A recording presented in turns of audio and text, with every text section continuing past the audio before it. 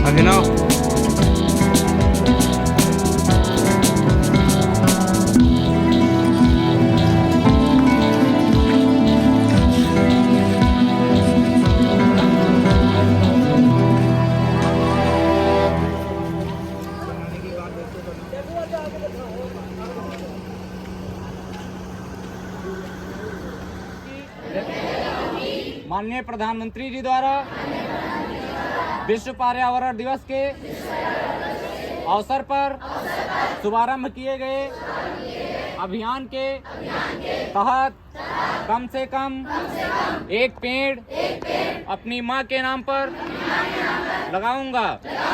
मैं यह भी प्रतिज्ञा लेता हूं कि मैं पर्यावरण के संरक्षण के लिए अन्य लोगों को भी प्रेरित करूंगा।